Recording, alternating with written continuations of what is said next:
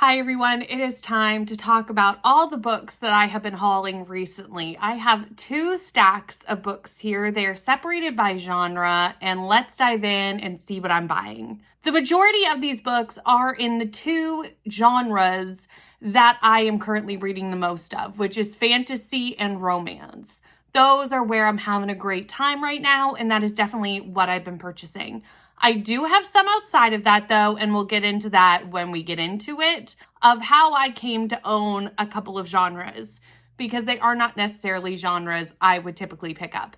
But let's start with the largest stack, which is fantasy. The first one I have here is The Wren in the Holly Library by K.A. Lind. This is a Red Tower book.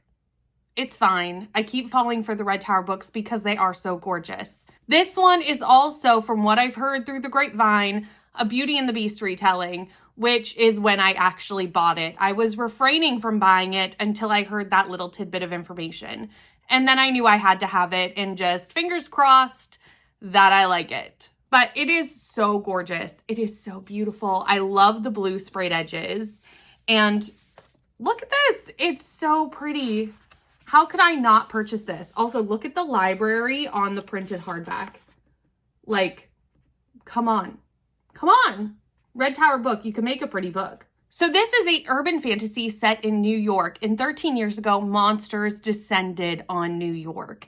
And there was a treaty that was made, some sort of truce, some sort of peace treaty, so that humans and monsters can coexist. Now, 13 years later, we have our thief who decides to stumble into the Holly Library to steal things, not knowing that it is the home of a monster, and breaks this truce. That is where we get our Beauty and the Beast situation. It happens in a library. It's Beauty and the Beast. Please, Red Tower, don't let me down on this one. I'm nervous about it, but I had to have it. You're going to notice a theme in these fantasy books. Not all of them, but there is quite a few retellings in this set of books. I have been really wanting to return to my retelling era. I don't think I ever really left it, but I think I'm going to dive into it in an even more aggressive stance in the next few months. It's what I've been buying. It's what I want to read. And here we are with another retelling of what I believe is either Rapunzel or Sleeping Beauty. I honestly don't know which one. It's Rapunzel. I just read the back. It's a Rapunzel retelling. This was the book pick for the Tortured Book Club's book club pick, which is Rainey and Katie's book club. I didn't get to read it in the month that they read it, but I do still want to read it because it's a retelling and I'm really interested in it. In this book, we follow Princess Rhea, who is confined to this tower by the ruler of the mortal kingdom. She is technically supposed to be the rightful queen, but is stuck in the tower with her pet fox, which you know I love a cute side character. A cute pet fox will do.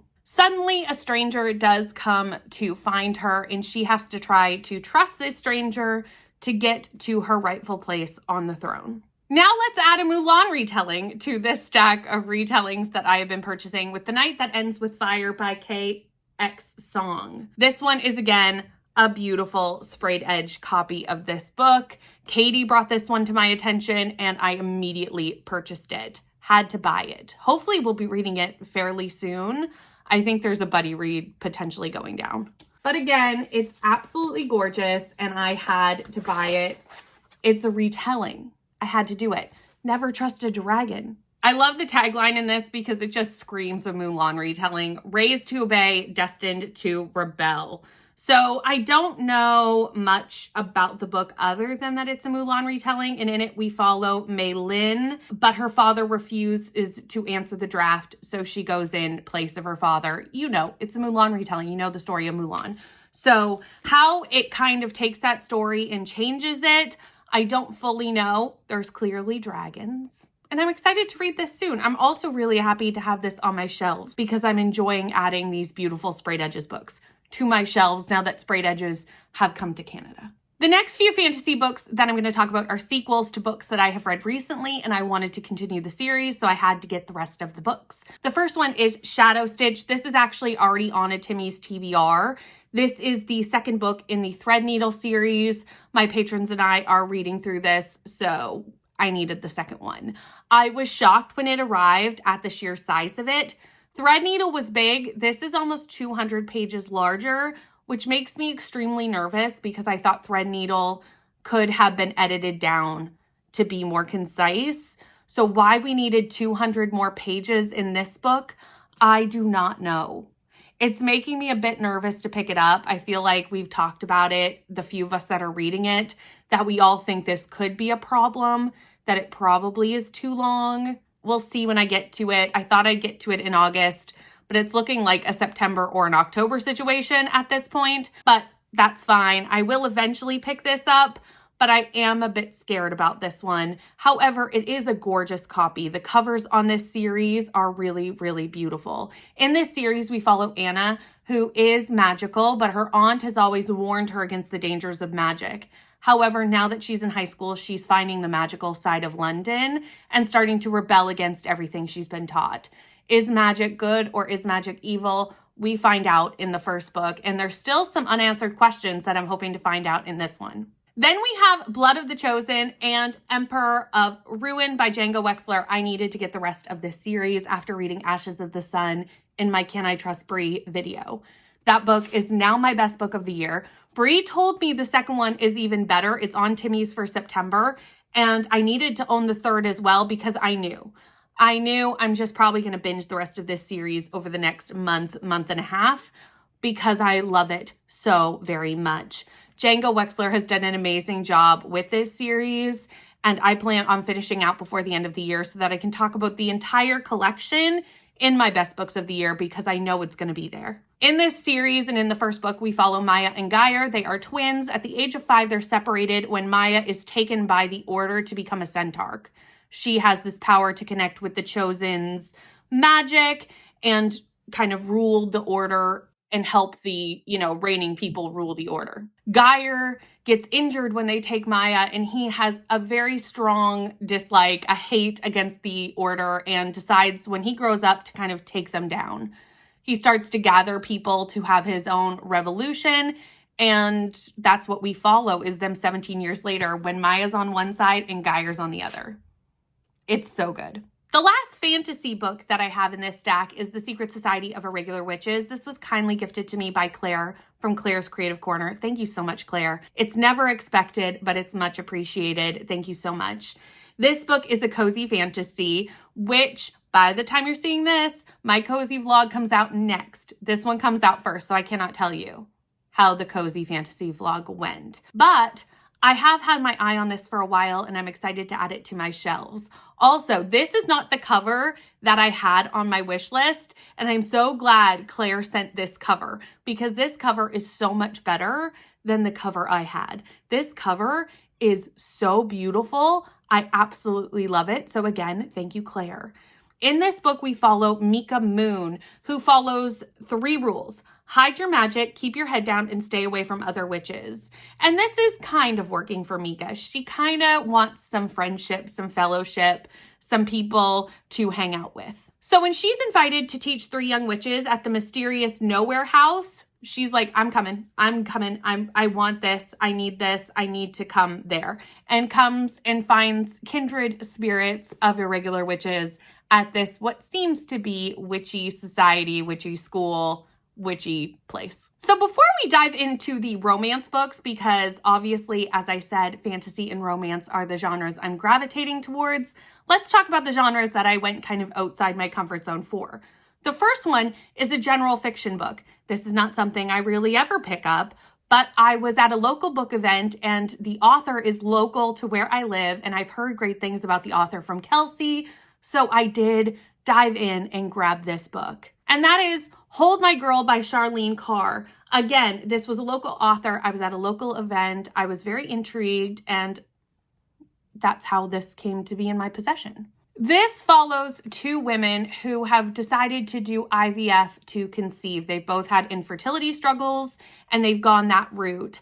However, once the babies are born, there seems to be something kind of showing that potentially the children that they birthed are not their children. And we find out that the eggs were actually switched at the fertility clinic. I could not even imagine but we're going to follow these women and their stories in this book. I have watched TV shows that follow a similar concept. Switched at Birth was one that I really liked, and this had that kind of concept. The babies were switched at the hospital, but still. So there was enough in the concept that definitely intrigued me with this book. Then to really throw a spanner in the works, I have 2 horror. I know. I got these also at the local book event. One I had already had my eye on because it is something that I really want to support. It's Indigenous short stories, and I wanted to buy this book anyway, so I picked it up at the local book event. The other was by a local author, and I was informed that it is not too horror, that it is literary in a lot of ways, and that I would enjoy it. So I trusted the bookseller on that. The one that I've had my eye on for a while is Never Whistle at Night. This is a dark fiction anthology with a bunch of authors. I know that Stephen Graham Jones is in here, but there's quite a few. I don't know all the authors that are in here. They are listed on the back, and it's much too long to state them all. But it has many Indigenous short stories in here, and it's a book that I've had my eye on for a while that I wanted to pick up for my collection. I want to be reading more Indigenous works going into the new year. It's definitely something that I don't read enough of, and I can't read them if I don't own them. Plus, I want to buy them and support those authors. So this is now on the shelf. I will probably read this during spooky season. And then we have The Monster of Elendhaven by Jennifer Gishbrett. I'm sure that I said that wrong. I will have the audiobook and we'll fix that when I know more about it. And it is tiny. So I thought this would be perfect for an upcoming readathon. If I needed a quick book over spooky season, this would be a great one to have. And like I said, local author. For this one, I'm just going to read the synopsis because I don't think there's a way for me to kind of concisely tell you what it is and actually tell you what it is. The city of Elendhaven sulks on the edge of the ocean, racked by a plague, abandoned by the South, stripped of industry and left to die. But not everything dies so easily. A thing without a name stalks the city, a thing shaped like a man with a dark heart and long pale fingers, yearning to wrap around throats.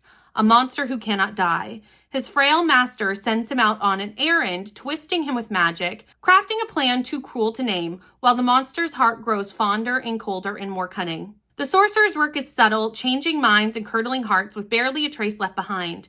But there are signs to read for magic hunters coming from the capital in the south. This is definitely a throw out into not my comfort zone read, but I'm going to give it a try. So now let's look at the contemporary romance that I've been hauling. The first one I did also get at the book event that I got all the other books at, and it's called Really Cute People by Marcus Harwood Jones. This was with a bunch of contemporary romance, and it is a poly romance, which made me instantly grab it, pick it up, because it's not something that I see as often as many other relationships in romance. So now I have this one for my shelves and I'm very excited to read it.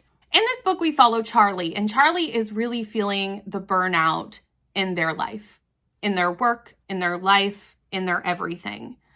So when they get the chance to go away to a new city to work, they're like, I'm down, I'm going, bye-bye. When they show up at their private rental, it's supposed to be a private rental. There's not supposed to be anybody living there, but there is. And we meet Hayden and Buffy. And this is where the romance comes of like a forced proximity poly romance. The last 2 books on this stack are sequels to series that I need to complete, or get caught up to date in. I don't think they're the final books in either series. They may be, I'm not 100% sure. The first one is The Fiance Dilemma by Elena Armas. This is the second book in The Long Game. I really liked The Long Game. It's a sports romance. Why I still have the sticker on top of this book, I do not know. There we go. It's gone. This one follows Josie and Matthew. These were both characters that we saw a good portion of in the first book. Josie is almost like this little town's mayor.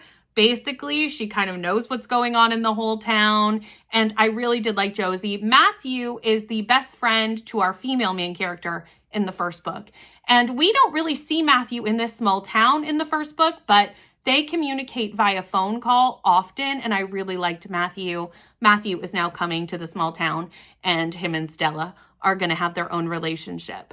Due to a fairly large misunderstanding, they have to become fake fiancés. So we do have a fake dating situation happening with them that clearly turns into more. And the last book on this list is Daydream by Hannah Grace. I have not read this yet for one sheer reason. I'm not supposed to have it yet. This is not actually released. It arrived 2 weeks early. This is my most anticipated romance release of the year. I read Icebreaker and Wildfire this year. I love them. I'm so excited to read Henry's story. Henry is my favorite. And I would have read this immediately upon it arriving, but I really want to immersion read with the audiobook. And also, I'm waiting for my bestie to have her copy so we can read it together. Neva, don't worry, I'm waiting for you. But I have hauled this book. So since I was filming this haul, I figured I'd throw it in because it is new. It is new to my shelves and it's here. So that is the 13 newest books to my shelves. I need to figure out where they're going to live on these shelves. So that's my next order of business, is to get them now off the TBR cart onto the shelves. Have you read any of these? Let me know if they were winners for you. Let me know even if they weren't. I would like to know either way. Let me know. Then I can maybe adjust my expectations if you didn't like it, or I can, get to something faster if you did. Tell me either way. Thank you so much for watching. Please like, comment, and subscribe, and I'll see you in the next one. Bye.